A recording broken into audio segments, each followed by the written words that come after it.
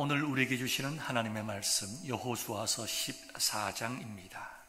구약성경 341페이지 여호수아서 14장 6절부터 15절까지 여러분들에게 읽어드리도록 하겠습니다. 그때에 유다 자손이 길갈에 있는 여호수아에게 나오고 그니스 사람 여분네의 아들 갈렙이 여호수아에게 말하되 여호와께서 가데스 바네아에서 나와 당신에게 대하여 하나님의 사람 모세에게 이르신 일을 당신이 아시는 바라.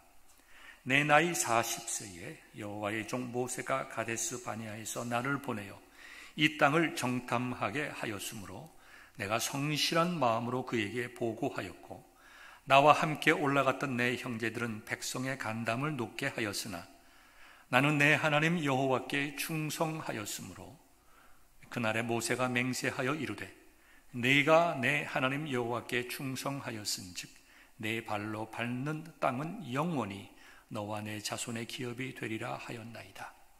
이제 보소서, 여호와께서 이 말씀을 모세에게 이르신 때로부터 이스라엘이 이 광야에서 방황한 이 45년 동안을 여호와께서 말씀하신 대로 나를 생존하게 하셨나이다. 오늘 내가 85세로 돼 모세가 나를 보내던 날과 같이 오늘도 내가 여전히 강건하니 내 힘이 그때나 지금이나 같아서 싸움에나 출입에 감당할 수 있으니 그날에 여호와께서 말씀하신 이 산지를 지금 내게 주소서. 당신도 그날에 들으셨거니와 그곳에는 아낙 사람이 있고 그 성읍들은 크고 견고할지라도 여호와께서 나와 함께 하시면 내가 여호와께서 말씀하신 대로 그들을 쫓아내리이다 하니 여호수아가 여분네의 아들 갈렙을 위하여 축복하고 헤브론을 그에게 주어 기업을 삼게 하매 헤브론이 그니스 사람 여분네의 아들 갈렙의 기업이 되어 오늘까지 이르렀으니 이는 그가 이스라엘 하나님 여호와를 온전히 쫓았음이라. 헤브론의 옛 이름은 기랏 아르바라. 아르바는 아낙 사람 가운데에서 가장 큰 사람이었더라. 그리고 그 땅에 전쟁이 그쳤더라. 하나님의 말씀입니다. 아멘. 사랑하는 성도 여러분, 오늘은 11월 첫째 날 11월 1일입니다. 한 해가 시작된 지 벌써 10달이 지나가고 이제 한 해를 정리하고 새로운 한 해를 바라보아야 할 그런 시점에 서 있습니다. 저는 한 6개월 동안 예배에 관하여 특별히 시리즈로 말씀을 드리고 예배의 두 핵심이 되는 말씀과 성례에 대하여 은혜를 함께 나누었습니다.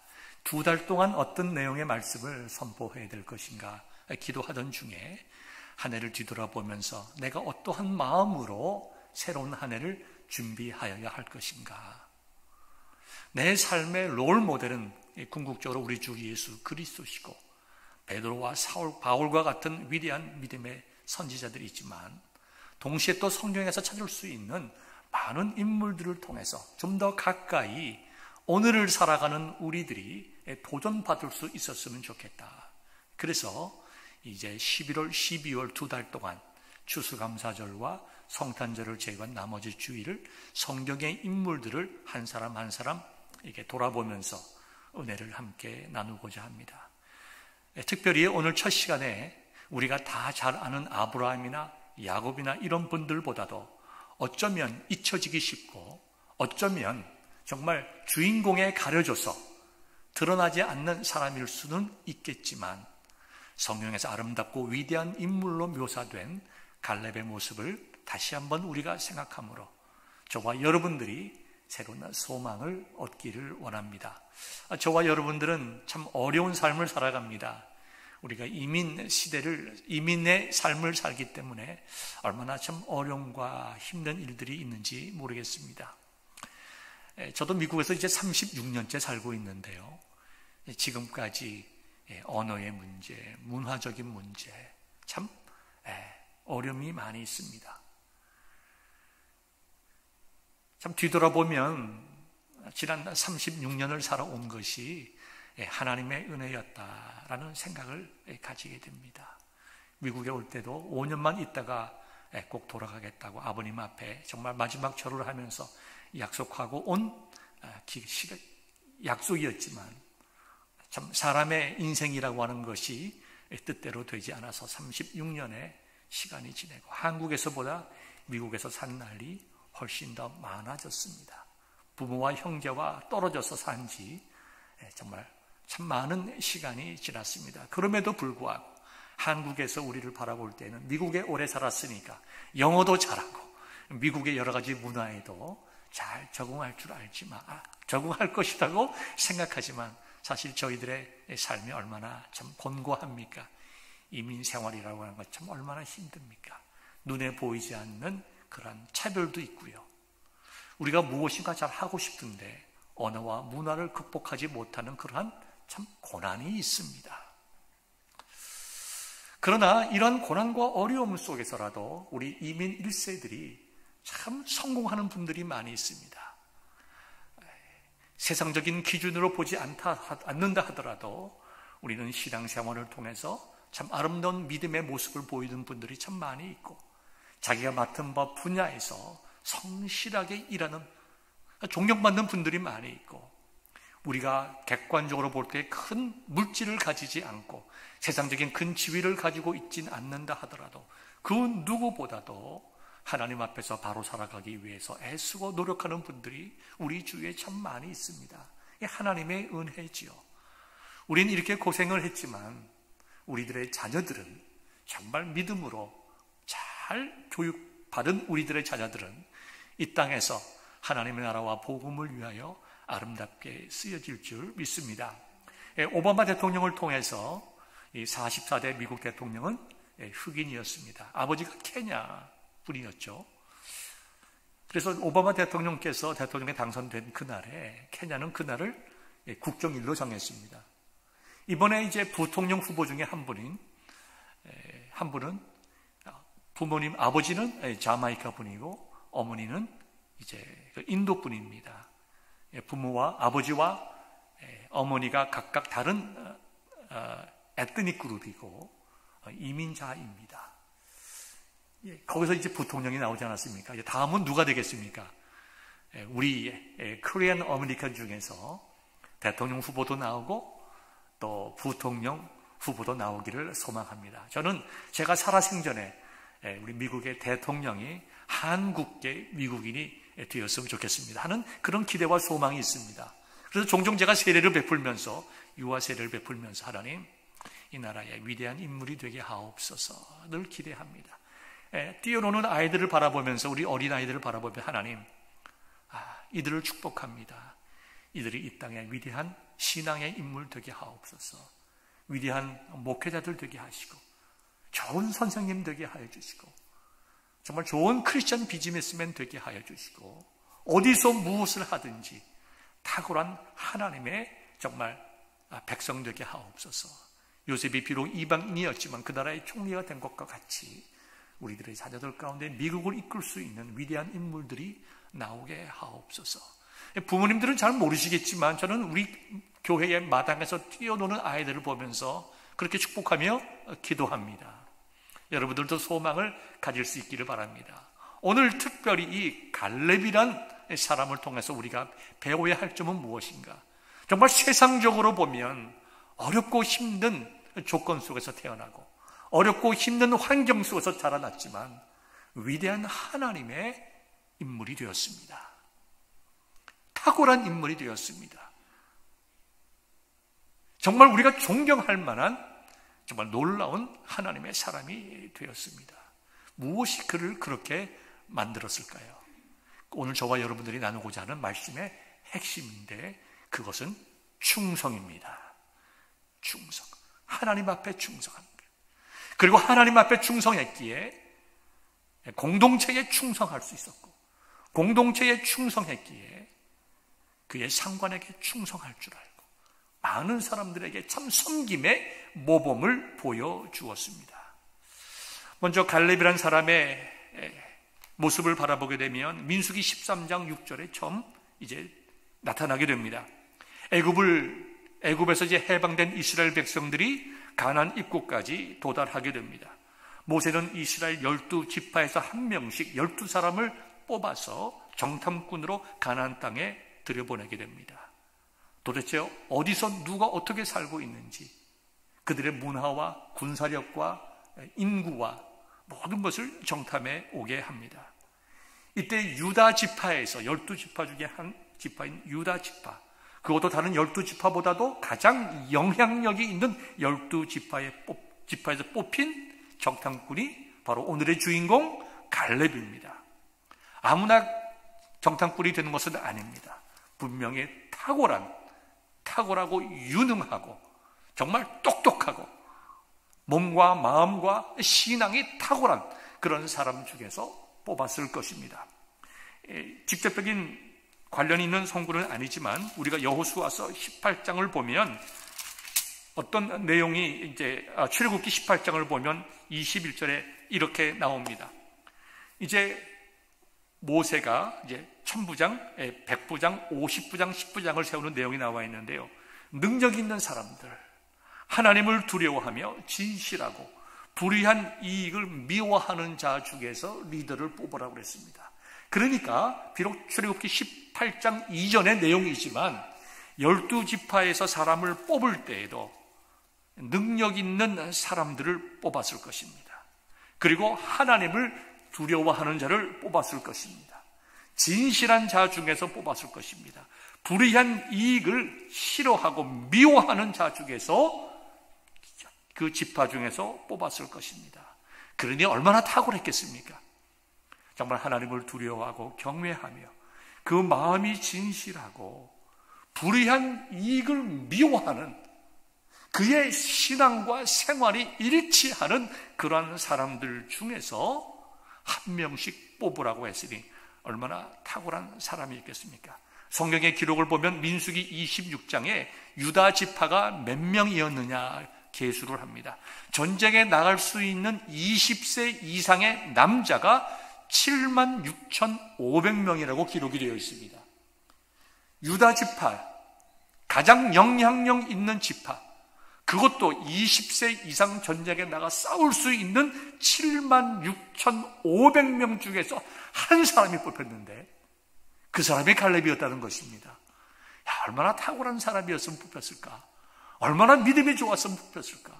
얼마나 하나님을 경외하는 자였기에 그가 뽑혔을까? 이 뽑히기 전까지의 갈렙에 대한 기록은 성경에 나와 있지 않지만 우리가 이게 미루어 볼 때에 정말 갈렙은 그 누구보다도 하나님을 경외하는 믿음의 사람이었고 탁월한 지혜와 리더십을 가진 사람이었고 그리고 무엇보다도 그의 신앙의 고백과 생활이 일치하는 자라고 우리가 미루어 짐작할 수가 있습니다. 지난주에 설교를 통해서 말씀을 드렸지만 우리의 믿음이 어느 정도일까요? 우리가 믿음에 대한 내용을 많이 알면 그것이 다 우리의 믿음일까요? 우리가 입으로 고백할 수 있는 그것이 정말 우리의 믿음일까요? 아니라고 말씀을 드렸습니다. 우리의 믿음이라고 하는 것은 내가 살아내는 믿음만 나에게 있어서 참된 믿음입니다. 우리가 아무리 믿음에 대한 내용을 알고 그 내용을 가르칠 수 있고 그 내용을 설명할 수 있어도 나의 실질적인 삶에 있어서 내가 고백하고 생각하고 믿고 따르고자 싶어하는 그 믿음의 내용들을 실천하지 못한다고 하면 그것은 야고보서에 나와 있는 말씀과 같이 이미 믿음이 아닌 것입니다.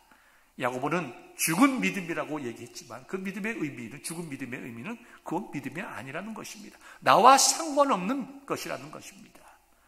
그렇기 때문에 여기 지금 갈렙의 그 탁월성을 이야기할 때에 세상적인 기준으로 볼 때에 리더십이나 용맹이나 지혜나 지식이나 다 있었겠지만 하나님의 말씀을 기록을 통하여 보게 되면 그의 신앙의 고백과 생활이 일치하는 자였다. 그런 진실로 하나님과 믿음의 공동체를 위하여 신앙적인 충성, 하나님께 대한 충성, 신앙의 공동체에 대한 충성, 믿음의 고백에 대한 정말 행함이 있는 탁월한 사람이었습니다. 그랬기에 그가 유다지파 76,500명의 성인 남자들 중에 한 명으로 뽑혔겠지요. 그런데요, 우리가 흔히 생각하기에는 그 정도 됐으니까 갈렙의 출신 성분이 대단했을 것이다. 귀족이라든가 위대한 가문이라든가 정말 놀라운 정말 사회적인 지위와 훈련과 모든 것을 배운 탁월한 가문의 아들이었기 때문에 그가 그와 같은 교육도 받았을 것이고 훈련도 했을 것이고 그 결과로 위대한 한 사람으로 뽑혔을 것이다 생각할 수가 있습니다. 그런데요, 갈렙은 우리의 생각과 같이 그렇게 탁월한 가정에서 태어나지 않았습니다. 특별히 이스라엘의 신앙적인 관점에서 볼 때에 그렇습니다. 민수기 13장을 보면 갈렙의 출신에 대해서 알아볼 수 있는 내용이 나오게 됩니다. 유다 지파에 소속이 되어 있었지만 갈렙은 여분네의 아들로 나와 있습니다. 그 다음에 민수기 13장 6절을 보면 그리스 사람 여분네의 아들로 나오게 됩니다. 그리스 사람이라고 하는 것은 우리가 생각하는 이스라엘 지파 중에 속한 사람들이 아닙니다. 다시 말해서 잡족입니다. 이스라엘 백성의 입장에서 보면 이방인들이었습니다. 사실 이스라엘 백성들이 430년 동안 애굽에서 종살이하고 나올 때에 그 이스라엘 민족만 나온 것이 아니라 여러 이방 민족들이 함께 따라 나왔습니다. 이스라엘 민족만 애굽의 노예로 산 것이 아니라 애굽이 영토를 확장하면서 여러 이웃에 있는 민족들을 치고 그들을 다 잡아와서 애굽에 종살이 시켰기 때문에 그 당시에 이스라엘 민족 외에도 수많은 인종들이 각각 다른 나라에서 온 사람들이 노예로 살고 있었습니다. 그 중에 여러 민족들이 정확한 수는 기록되어 있진 않지만 이스라엘 백성들을 따라서 출애굽했다고 성경은 증거하고 있습니다. 그러니까 갈렙의 아버지 여분네가 속한 그 그리스 사람들 족속들도 그 당시에 함께 나왔다는 것입니다. 그리고 여러분들이 아시다시피 갈렙이란 이름의 뜻은 개란 얘기입니다. 개. 지금 우리가 개를 이야기하면 정말 사랑받고 정말 가족의 한 사람으로 인정받고 한 식구처럼 인정받는 그런 시대지만 그 당시에 개라고 하는 것은 그렇지 않았습니다. 여기 개라고 하는 것은 사람의 애완견을 이야기하는 것이 아니라 그냥 들개를 얘기하는 것입니다. 주인 없이 스스로 살아가야 하는 그런 존재들. 누가 먹을 것을 주는 것도 아니고 그렇게 야생적이지도 않습니다.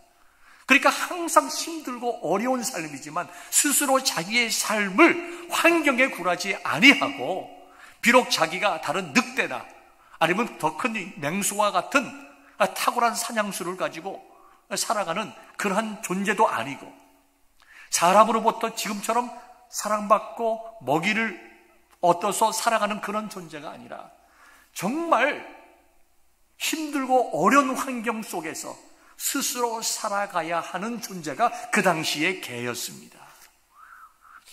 세상에 부모가 자식의 이름을 지으면서 개라고 하는 사람이 어디 있겠습니까? 아마도 갈렙의 아버지 여분네는 그 개라고 하는 이름을 부정적인 의미로 썼다기보다 긍정적인 의미로 썼을 것입니다. 여러 가지 어려운 상황 속에서도 정말 우리가 주위에 보는 들깨와 같이 스스로 자기 인생을 책임지고 여러 가지 어려운 환경 속에서 굴하지 아니하고 스스로 살아갈 수 있는 용기를 가진 그러한 개와 같은 존재가 되었으면 좋겠다. 또 거기에는 자기의 노예에 대한 아픔을 묘사하는 내용도 있을 것입니다. 우리의 인생이 무엇인가? 정말 저 들깨들과 같이 참 철한 그런 인생이구나. 평생 노예로 잡혀와서 노예로 살아야 되고 나만 노예로 사는 것이 아니라 내 자식들도 노예로 살아야 되고 도무지 소망이 없는 이러한 삶, 저 불쌍한 들깨와 같은 그러한 삶이다. 이와 같은 뜻으로 정말 자기의 아픔을 실어서 그 아들의 이름을 지었을 수도 있습니다. 언젠가 TV를 보니까 오래전입니다마는 어떤 여인이 나와 고등학생이 나와서 자기 이름을 얘기하는데 이름이 후남이에요. 후남. 자기 지가 7번째 딸이랍니다. 첫 번째부터 7번째 다 딸이에요. 근데 자기 아버지가 후남이라고 이름을 지은 거는 얘 다음에는 아들을 낳으라고 후남이라고 지었다는 거예요. 그것을 보면 부모가 자식에게 이름을 지으면서 부모의 아픔과 바램도 그 이름 속에 들어갈 수 있다고 생각을 합니다. 그 다음에 갈렙이 이름 속에는 충성된 자라는 내용이 있습니다. 갈이라는 말의 어원과 렙이라고 하는 말의 어원을 비교해 보면 충성된 자. 그러니까 아마도 노예로 살고 있는 갈렙의 아버지 여분네가 자기의 아들의 이름을 게라고 지었을 때에 여러 가지 노예 생활의 아픔 속에서 너는 스스로 일어날 수 있는 자가 되어라. 노예라고 하는 것을 한탄만 하지 말고 내 운명, 인생과 운명이라고 하는 것이 이미 정해졌기 때문에 나는 할 수 있는 일이 아무런 것이 없다는 낭망에 빠지지 말고 희망이 없기에 대충 살지 말고 무엇을 하든지 정말 진실하고 충성되이 성실하게 살아가라. 아마 그런 의미로서 갈렙의 아버지 여분네는 그 아들의 이름을 게라고 지었을지 모르겠습니다. 살아가는 성도 여러분, 우리가 그 시대 속으로 들어가 봅시다. 얼마나 어려운 시기였는가, 얼마나 고난의 시기였는가, 얼마나 소망이 없는 시기인가, 얼마나 낭망할 수밖에 없는 시기인가. 동시에 이 모든 것이 내 책임이 아니요, 조상의 책임이요, 부모의 책임이요, 어머니와 아버지의 책임이요, 내 나라와 내 민족이 하나님 앞에 죄를 지어서 나까지 이렇게 고생하게 되었다. 나의 모든 어려운 것을 다른 사람에게, 다른 우리나라에게, 조상들에게 돌릴 수밖에 없는, 그것이 이해되는 그러한 상황 아닙니까?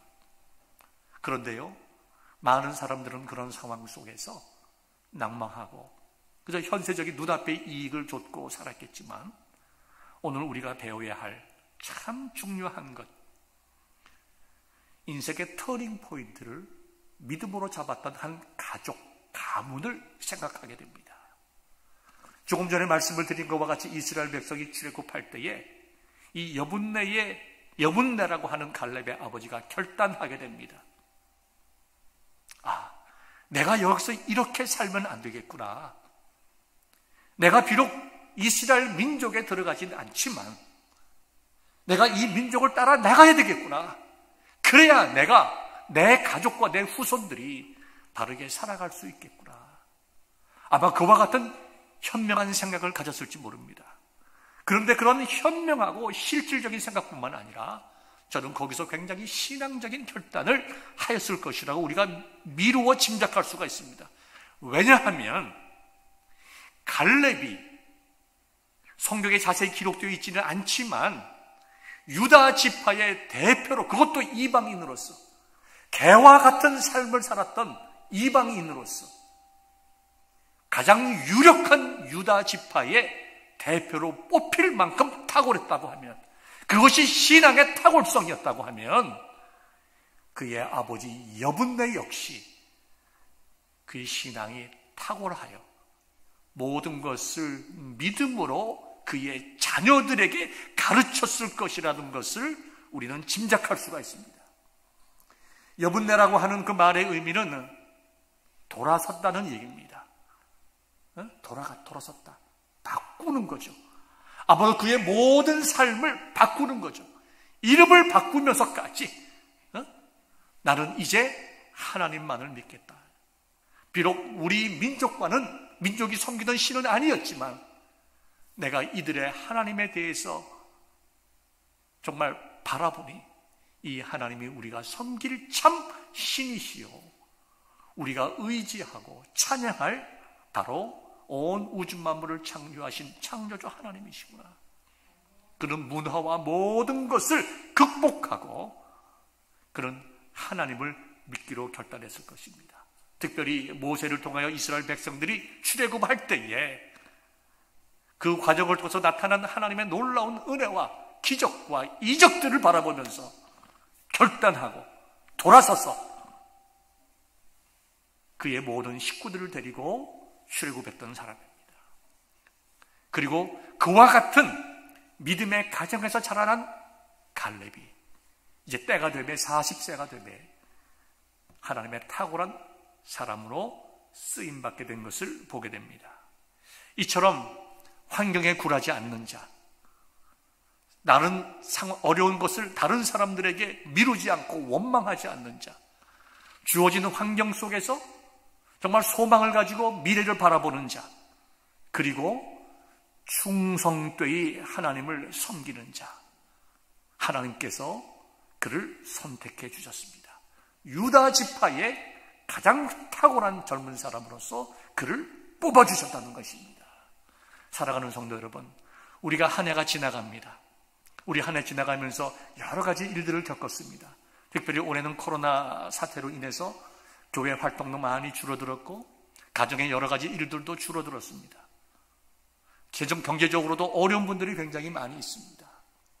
그러나 이런 가운데 우리가 손을 놓고 있을 것이 아니라 어려운 환경을 원망하고 내가 게을러지는 이유로 될 것이 아니라 도리어 우리가 이런 환경 속에서 우리의 시간이 많아지고 우리 자신을 뒤돌아볼 수 있는 시간들이 많아 있었고 정말 우리가 무엇인가 다 할 수 있는 것 같지만 정말 눈으로 볼 수 없는 작은 바이러스 때문에 온 세계가 멈춰버리는 것 같은 이런 환경 속에서 우리의 소망이 어디에 있는가? 이 땅의 물질이나 명예나 정말 사람의 건강에 대한 확신과 자랑이 아니라 우리의 소망은 하나님께 있구나. 우린 그런 것을 얼마나 많이 발견하고 우리가 얼마나 정말 하나님 앞에 나아가게 되었습니까?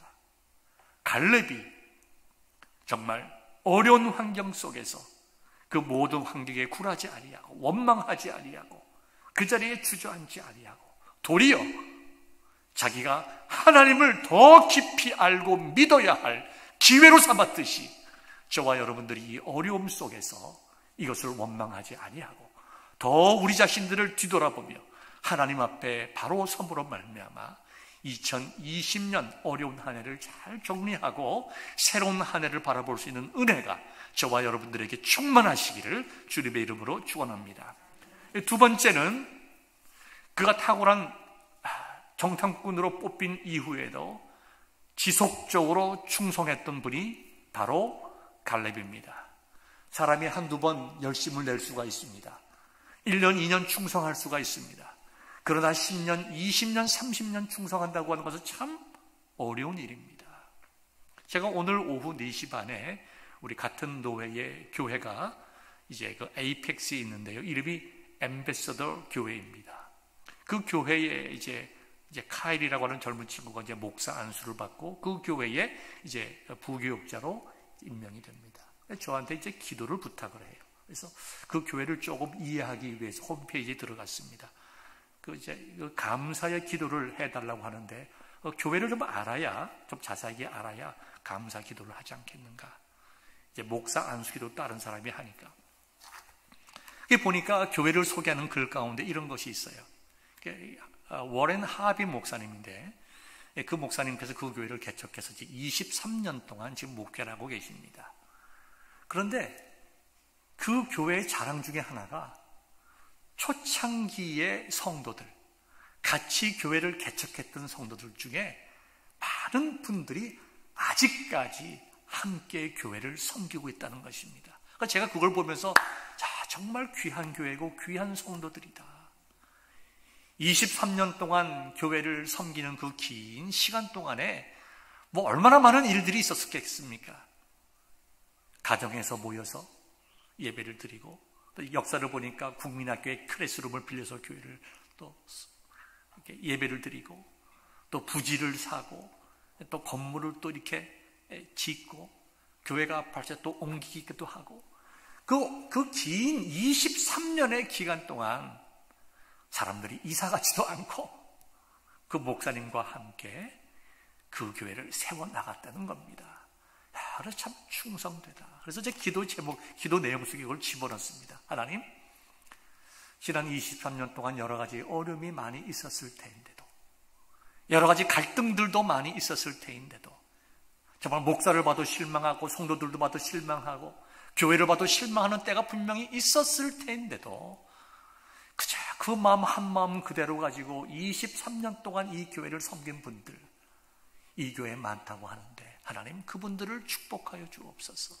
그분들에게 복 주옵소서. 제 마음속에 감동이 됐습니다. 한 사람이 10년, 20년, 30년 한결같은 마음으로 섬긴다고 하는 것은 결코 쉬운 일이 아닙니다. 여기 갈렙이요 45년 동안 섬겼습니다. 그런데요 어떠한 위치에서 섬겼는가? 세컨드 위치에서 섬겼어요. 모세가 살아있을 때는 어떻게 보면 third죠. 모세가 있고 여호수아가 있고 갈렙이 있습니다. 여러 지도자들이 많이 있었겠지만 오늘 좀 말씀을 좀 추각해서 보면 그렇습니다. 그런데 모세가 이제 하나님께로 돌아간 후에 여호수아가 세워집니다. 그 다음에 이제 갈렙은 여호수아 갈렙이 모세의 시종이었던 것처럼 이제 갈렙은 여호수아의 시종, 부관이 된 것입니다. 여러분 넘버 2가 종옥 같지만 두 사람밖에 없으면 힘이 없지만 200만이 넘는 그 많은 사람들의 세컨드라고 하는 것은 굉장히 파워풀한 것입니다. 그렇죠? 우리가 보통 생각을 해봅시다. 대통령이 예를 들어서 대통령이 있고 그 밑에 총리가 있다고 생각해 봅시다. 총리는 노바디가 아닙니다. 대단한 힘과 권력이 있는 사람입니다. 그를 따르는 분들도 굉장히 많이 있었을 거예요. 그런데요 갈렙과 여호수아의 나이를 한번 생각해 보면 성경학자들에 따라서 조금 다릅니다. 어떤 경우에는 여호수아가 더 나이가 몇 살 더 많았다라고 보는 경우들도 있고 아니다 갈렙이 몇 살 더 많았다라고 하는 그런 학자들도 있습니다. 이것을 종합해 보면 결과적으로 여호수아와 갈렙의 나이 차가 많이 나봤자 2-3살, 30살 차이 나는 사람이었다는 것입니다. 여러분 제가 좀 제 목회자로서 고백을 하면 목회하면서 가장 힘든 대상, 어떻게 보면 가장 조심해야 될 대상이 있다고 하면 누구냐면 저와 나이가 비슷한 사람들입니다. 차라리 성도들 가운데 나이가 많으신 어르신들, 아버님 뻘 되는 장로님, 집사님들은 그래도 참 어려움이 적습니다.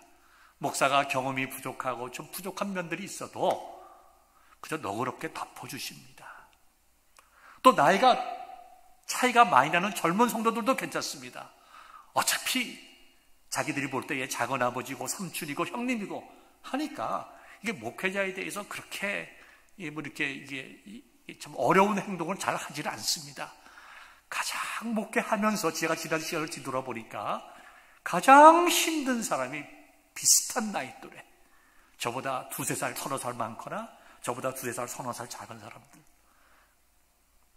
자기 목회자의 나이가 자기 또래의 나이예요. 자기 친구의 나이고 자기 동생의 나이, 자기 형의 나이예요.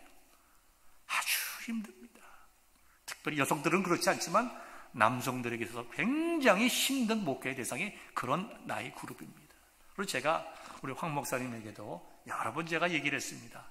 목회하면서 가장 어려운 대상이 비슷한 나이의 남성들이다. 가급적이면 적당한 거리를 두는 것이 좋다. 친하게 지내지 말고, 지내려 하지 말고 거리를 두고 예의를 갖추고 존경하고 살아가고 세워요. 안 그러면 목회하면서 참 큰 어려움을 겪게 된다. 제가 그런 얘기를 한 적이 있습니다. 이 여호수아와 갈렙은 그런 사이입니다. 아무리 여호수아가 나는 이방인이기 때문에 이 나라의 넘버원은 될 수가 없다라고 생각한다고 하더라도 자기를 따르는 수많은 사람들이 있었을 것이고 정말 자기도 여호수아의 정말 버금가는 어쩌면 더 탁월한 사람이라고 생각할 수 있는 그런 이유들이 그에게 충분히 있습니다. 그럼에도 불구하고 그가 모세에게 충성했듯이 자기의 동료라고 할 수 있는 여호수아에게 충성했습니다. 왜 그랬을까요? 그러다 하나님께 충성하는 사람이었기 때문입니다. 하나님에게 충성하는 자가 사람에게도 충성하는 것입니다. 우리나라의 옛말이 그렇지 않습니까? 효자가 충신된다. 집에서 새는 바가지는 밖에서도 새는 것이고 집에서 새지 않는 바가지는 좋은 바가지는 밖에 나가서도 좋은 바가지 되는 거란 얘기입니다. 부모에게 효도하고 착한 사람이 직장에서 정말 좋은 직장인 되고 훌륭한 사람으로 일할 수 있는 것입니다. 여러분, 우리가 다윗과 요압을 보십시오. 요압 장군은 다윗의 오른팔과 같은 그러한 장군이었습니다. 아마 인간적으로 볼 때에 요압이 없었으면 다윗은 정말 그와 같이 왕위에 오르기 힘들었을 것입니다. 우리가 이제 세상적인 판단으로 본다. 하나님께서 하시는 일이지만 그만큼 요압은 힘이 있는 사람이었습니다. 사실 다윗은 왕이었지만 요압 때문에 얼마나 힘들어하고 요압 때문에 자기의 뜻을 제대로 펼치지 못할 정도로 요압의 힘이 강했습니다. 사실 요압은 충성된 신하였습니다. 다윗을 위하여 생명까지 내어놓을 수 있는 그러한 충성된 신하였지만 그가 교만해지고 나도 무엇인가 할 수 있다고 생각하고 했을 때에 다윗의 명령을 거절하고 반란을 일으킨 다윗의 아들을 죽이게 됩니다. 아니, 세상에 아버지를 대항하는 자, 나라의 반란한 자를 살려주면 이게 말이 되는가? 왕의 명령보다 자기의 생각을 더 귀하게 여기고 왕의 명을 어기고 살인을 하지 않습니까? 그 왜 그럴까요? 자기에게 힘이 있기 때문입니다. 아주 힘 있는 넘버2이기 때문이고 이제는 자기가 할 만큼 했다. 이만하면 내가 섬길 만큼 섬겼다. 내가 이러한 것까지 내가 섬겨야 되겠는가? 이런 인간적인 생각이 그 속에 있었기 때문에 그런 다윗 왕을 배신하게 되고 결국은 다윗이 유언을 해서 그 아들 솔로몬에게 요압을 죽이라고 해서 요압은 그렇게 비참하게 또 죽고 맙니다. 여러분, 그만큼 사람이 오랫동안 정말 섬기기 어려운 대상에 대해서 오랫동안 참고 견디며 순종하며 섬긴다고 하는 것은 특별히 남성들의 세계에 있어서 참으로 힘든 일입니다. 그런데요, 이 갈렙은 45년 동안이나 여호수아를 잘 섬겼습니다. 이유가 무엇일까요? 그러나 하나님께 충성했던 사람이기 때문입니다. 여호수아에게 충성하기 이전에, 모세에게 충성하기 이전에 자기가 자기 아버지 때로부터 믿기로 결정한, 섬기기로 결정한 하나님께 대해서 변함없는 마음으로 섬기고 충성할 수 있었기에, 그런 믿음을 가진 자였기에 여러 가지 인간적인 생각들을 다 내려놓고 자기 친구 뻘 되든지 형님 뻘 되든지 동생 뻘 되는 여호수아를 위해서 45년 동안 충성을 다했다고 하는 것은 이 시대를 살아가는, 정말 신의가 무너지고 정말 충성이란 말이 사라지고 로얄티란 말을 하면 우습게 생각하는, 정말 지극히 개인주의이고 나 자신의 유익이라고 하면 다른 사람들은 정말 어떻게 되든지 상관하지 아니하는 이런 시대 속에서 우리가 반드시 본받아야 할 탁월한 인물이라고 하는 것을 우리가 이 시간 깨달을 수 있기를 바랍니다. 여러분들이 잘 아는 그 일본의 유명한 여성 소설가 삼포능자가 있습니다. 그는 원래 교사였습니다. 그러다가 전쟁 후에 이제 폐기력도 겹치고 여러 가지 어려움을 겪으면서 자신의 여러 가지 고통을 통해서 신앙으로 표현을 했습니다. 그래서 그가 쓴 유명한 소설, 우리 빙점이라고 있죠. 빙점. 여러분들도 아마 읽어보신 분들이 많이 있을 것입니다. 아사히 신문에 1천만엔 그 현상금을 걸고 찾은 그 소설 부분 1위가 그 빙점입니다. 여러분들 많이 읽으시고 영화도 나왔고 또 이게 드라마로도 됐습니다. 그 빙점을 쓰게 된 계기가 나와 있는데요. 그 빙점을 쓰게 된 그 계기가 이 작은 질그릇에도라고 하는 그 소설 속에 나와 있습니다. 이 작은 질그릇이라고 하는 것은, 그 소설은 그 작가, 그 당시에는 정말 불치의 병이라고 하는 폐렴계열을 13년 동안 겪으면서 그 모든 어려움들을 극복하는 그 신앙의 표현, 우리가 작은 질그릇이지만, 깨지기 쉬운 질그릇이지만, 우리가 정말 볼품없고 가치 없는 질그릇이지만, 우리 속에 있는 예수 그리스도의 십자가의 복음으로 인해서, 그 보혈의 은혜로 인해서 우리가 얼마나 가치 있고 강한 자가 될 수 있는가, 주 안에서. 그것을 고백한 책이 바로 이 작은 질그릇에 도라는 책인데요. 그 책에 보면 이런 이제 일화가 있습니다. 어떻게 빙점이란 소설을 쓰게 되었는지. 전쟁 후에 모든 삶이 어려워졌습니다. 2차 대전 후에 어려워졌습니다. 그래서 남편의 월급으로만 살아갈 수 있기가 힘이 들어서 이 삼포농자는 조그만 구멍가게를 내게 됩니다. 생활을 위하여 시작된 구멍가게였지만 아주 성실하고 친절하게 구멍가게를 이제 운영을 하였습니다. 그러다 보니까 손님들이 많아져서 이제 물건을 트럭으로 가져올 정도로 가게가 크게 번창을 했습니다. 그런데 한 번은 남편이 직장에서 돌아오면서 그 아내에게 이야기를 합니다. 여보, 우리는 이렇게 가게가 잘 돼서 참 좋고 돈 많이 벌어서 좋긴 한데 혹시라도 우리 가게 때문에 주위에 있는 다른 가게들이 어려워지면 어떡하지? 우리가 예수님을 믿는 사람들인데, 여러분들 일본에는 예수님 믿는 인구가 1%가 채 안 된다는 이야기가 있습니다. 많을 때는 뭐 1.23%, 1% 내외입니다. 소수의 사람들만이 이제 예수님을 믿는 기독교인인데요. 우리가 예수님을 믿는 사람들인데, 우리가 워낙 소수의 그리스도인들이기 때문에 금방 다른 사람들에게 드러나게 되는데, 우리의 비즈니스가 잘 되는 것 때문에 다른 사람들에게 원망을 삼으면 어떡하나. 그걸 아주 깊이 고민하면서 기도하는 가운데 가게를 축소합니다. 그리고 특성화시킵니다. 몇몇 가지에 정말 집중하고 나머지는 팔지 않게 합니다. 그리고 손님들이 오면 우리는 더 이상 그 물건을 취급하지 않습니다. 옆에 있는 가게 어느 가게로 가십시오. 이렇게 손님들을 다른 사람들의 가게로 소개해주는 그런 아름다운 그런 비즈니스를 했습니다. 그렇게 하다 보니까 가게가 축소되기 시작을 하고, 가게가 축소가 되기 시작을 하니까 시간적인 여유가 조금 생겼습니다. 그래서 그때 쓴 소설이 이 빙점, 즉 우리의 마음이 어는 그 특별한 그 사건과 그 정말 그 마음의 감정, 뒤집어 얘기하면 그 빙점이라고 하는 것은 어는 점이기도 하지만 어떻게 보면 녹는 점이기도 합니다. 무엇이 우리의 인생 속에서 용서할 수 있는, 내 마음에 꽁꽁 닫혀있고 얼어버린 그 마음이 녹을 수 있는가.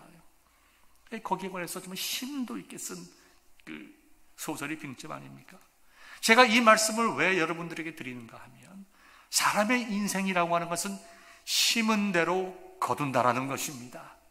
우리가 새벽 기도회를 통해서 참 많은 말씀을 드렸습니다. 우리의 인생은 심은 대로 거둔다.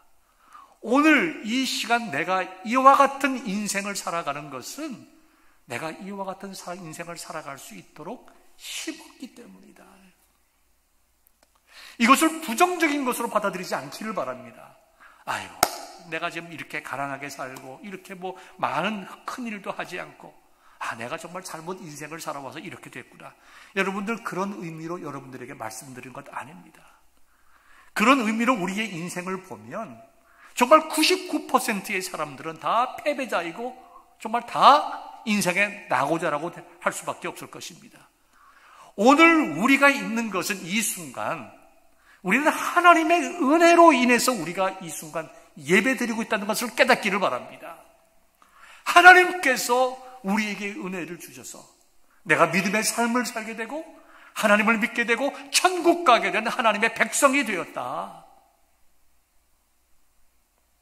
내가 이 시간 이러한 삶을 살아가는 것은 내가 비록 나의 가정 배경이 대단하지 아니하고 내가 많은 공부하지 못했다고 하더라도 나에게 남다른 재주와 어떤 특별한 능력이 없다 하더라도 하나님께서 주 예수 그리스도를 믿어 정말 구원받게 하시고 내가 기도하는 사람이 되게 하시고 여러 가지 원망하고 부정하고 내 인생의 모든 아픔과 어려운 부분들을 다른 사람에게 돌릴 수 있는 그런 책임 전가를 할 수 있음에도 불구하고 내가 주 예수 그리스도를 믿었기에 그 모든 것들이 이해가 되고 용서가 되고 하나님께 감사할 수 있는 이유가 되었다. 그래서 우리가 꾸준하게 그런 마음의 자세로 살아갈 수 있게 된 것, 이거 하나님의 은혜요, 우리의 삶이 곧 하나님께 충성하는 충성된 삶인 것을 기억할 수 있기를 바랍니다. 에이펙스의 엠베서드 교회 성도들과 같이 우리가 모이는 이 우리 구역, 우리 선교회, 비록 작은 모임이라 하더라도 우리가 서로를 생각하고 배려하고 공감하며 그리스도의 마음을 나눈다고 하면 우리는 산포능자의 그 소설에 나와 있는 그와 같은 인생을 살아갈 수 있을 뿐만 아니라 정말 하나님께 영광 돌리는 갈렙과 같은 인생을 살아갈 수 있음을 여러분들이 꼭 기억할 수 있는 은혜가 있기를 주님의 이름으로 축원합니다. 마지막 세 번째로, 갈렙은 충성된 자였기에 귀한 정말 하나님의 사람으로 쓰임을 받았고 한두 번이 아니라 끝까지 45년 동안 긴 길을 끝까지 충성했을 뿐만 아니라 그는 이제는 더 이상 충성할 수 없다고 생각하는 그 순간에도 믿음의 공동체를 위해서 하나님 나라의 영광을 위해서 자신을 드렸던 끝까지 지속적인 충성뿐만 아니라 그 생명이 다하는 그날까지 끝까지 충성했던 분인 것을 우리가 이 시간 고백하면서 그를 닮기를 소망합니다. 오늘 본문의 말씀으로 돌아가면 여호수아서 14장에 보면 이렇게 말씀이 기록되어 있습니다. 갈렙이 여호수아에게 가서 말합니다. 여호와께서 가네스 바나에서 나와 당신에게 대하여 하나님의 사람 모세에게 이르신 일을 당신이 아시는 바라.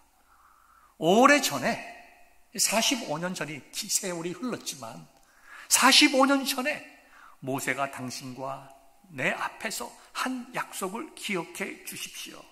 그 약속이 뭡니까? 7절부터 쭉 나와 있죠. 정탐꾼으로 갔을 때에 다른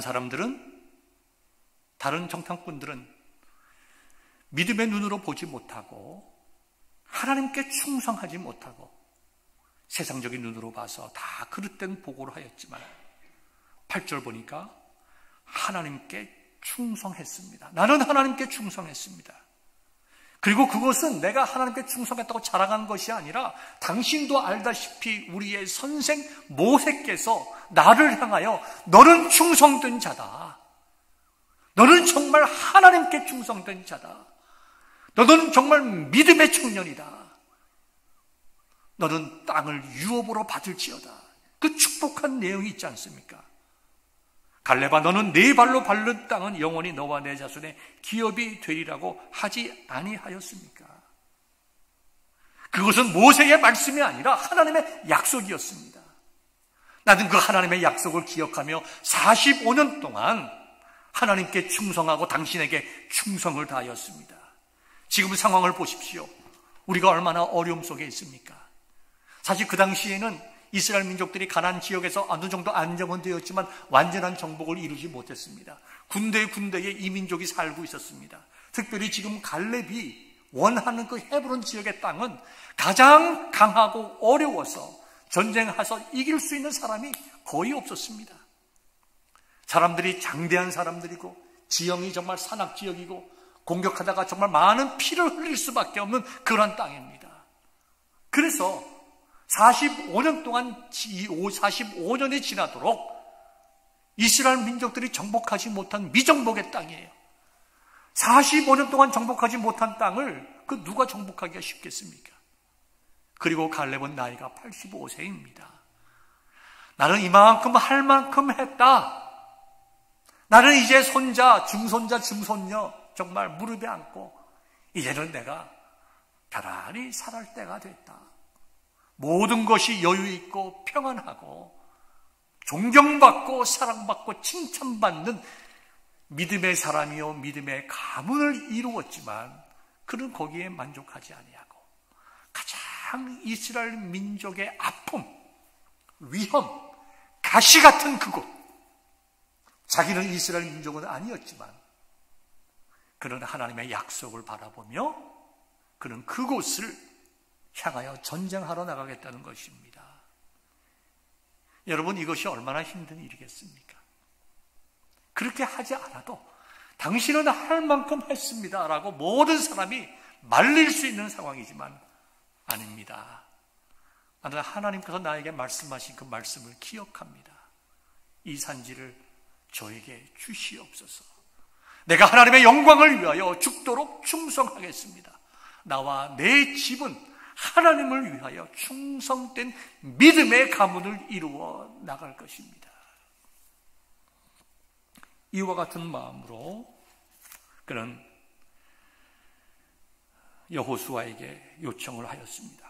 10절을 보니까 내가 85세라고 얘기했습니다. 11절을 보니까 모세가 나를 보내던 날과 같이 오늘도 내가 여전히 강건하니 내 힘이 그때나 지금이나 같아서 싸움이나 출입에 감당할 수 있습니다.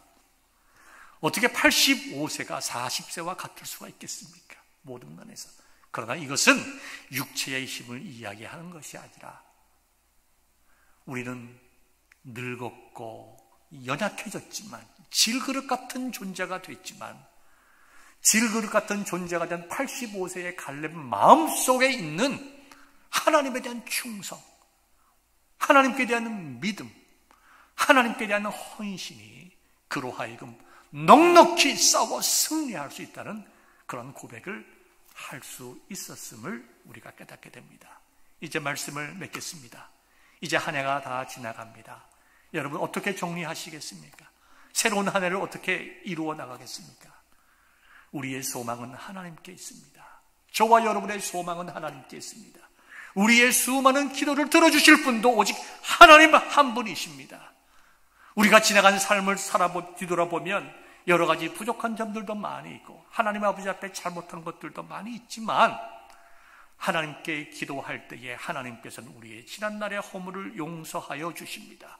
우리가 주 예수 그리스도의 이름으로 행한 작은 섬김, 우리는 잊었지만 하나님께서는 기억하시고 우리가 주님 앞에 설 때에 우리에게 칭찬하시고 상급으로 갚아 주실 것입니다.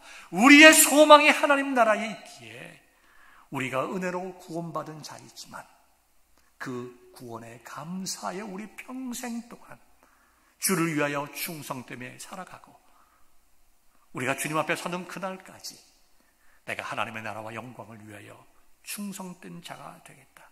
사람에게 충성하는 것이 아니라 하나님께 충성하고 하나님께서 충성하기에 내가 어떤 위치에 있든지 어떤 지위에 있든지 하나님을 바라보며 서로 섬기며 위로하고 격려하며 공감하며 살아나가겠다.